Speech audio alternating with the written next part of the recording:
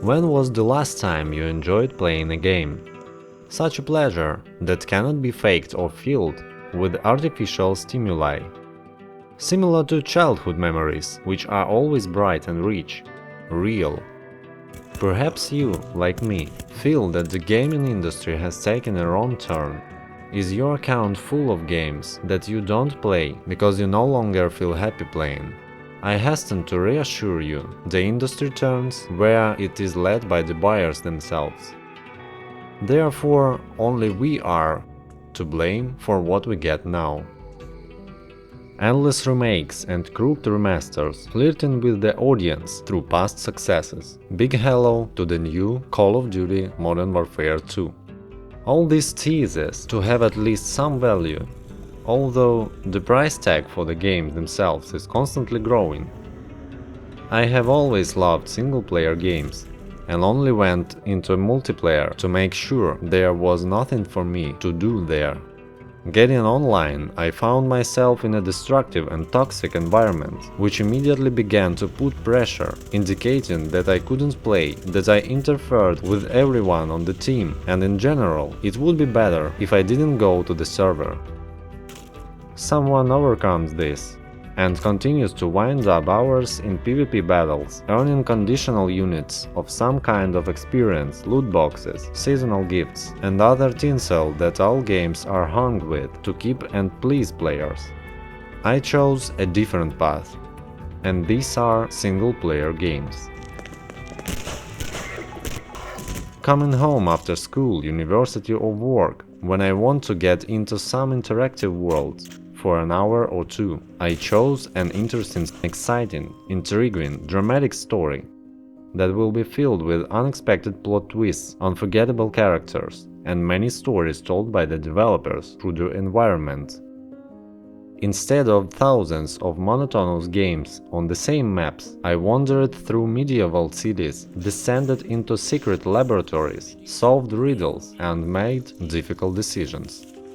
I became the one who influences the gaming world. I became someone who, instead of listening to hundreds of voice messages with curses from school children in Dota 2, read, listened to, or watched the exciting dialogues of the main characters. I didn't look for approval in these games and didn't try to improve my skills. After all, this is a game for fun. It is not a sport where I have to rack up thousands of hours of practice, become an unmistakable frag machine, and be a leader of the game, of the team. It is just me here. And I am not competing with anyone. I enjoy the process, immersing myself in the story and getting to know the world of the game. I understand that this sounds like a confession of hermit. But in life I am a fairly sociable person, with a good sense of humor and erudition. But in games I like to be... no, not alone.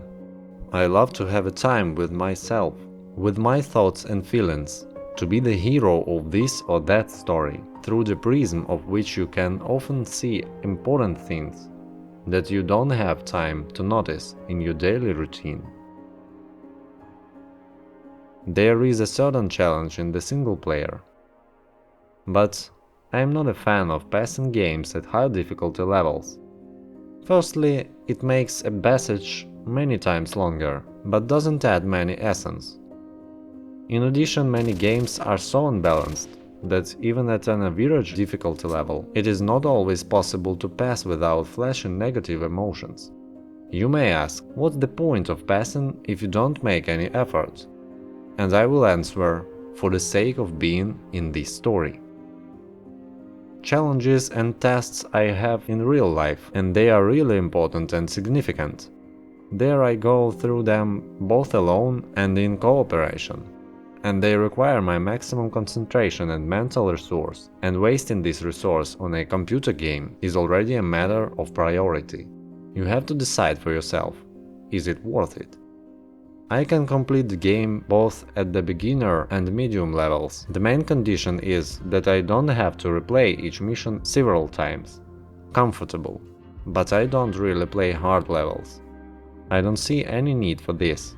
The single player itself has become for me something that is associated with comfort, like cinema. It was as if you took your favorite popcorn and a bottle of soda, sat down in a comfortable, easy chair, and plunged into the world designed for you for a couple of evening hours. A world in which you not only observe but also take a direct part of the movement of the storyline. The feeling of loneliness in games doesn't scare me. I love them for the meditativeness and self-reflection they provide me. I love single-player games for the opportunity to explore every corner and every detail carefully placed on the location, without haste and fuss, no screaming or wheezing in voice chat. This is my world. I exist in it and play a role, and all the NPCs play along with me in this. Online battles mainly cause a storm of addictive emotions, which are easy to get addicted to and become a hostage of online games.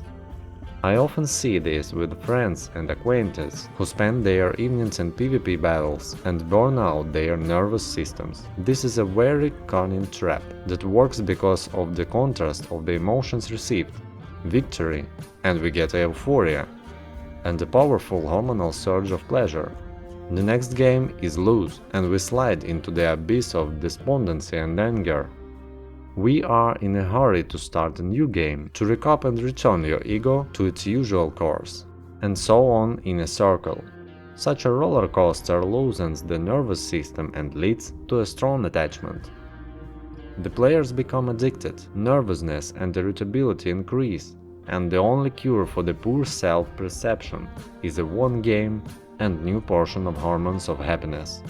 The question of good games remains open, and we can only influence the developers with our purchases. Perhaps if the sales of frankly bad projects are low, then the studios will reconsider their attitude toward the creation of such titles, but so far I have not seen such a trend. Games are more like a colorful fair, with loot boxes, confetti, cards, hundreds of medals, achievements, labels and badges. And all this is aimed at pumping out as many additional in-game transactions from the player as possible. Too bad the industry is on this path. If the trend of creating a factory of fun and endless action continues, then we will never get something like Half-Life 2, Stalker, Grand Theft Auto 4, Metro Exodus or Death Stranding. Cool projects will forever remain in the past, and will only quietly remind fans of single-player games of the old, good days. Before I forget, I think you dropped this back in Black Mesa.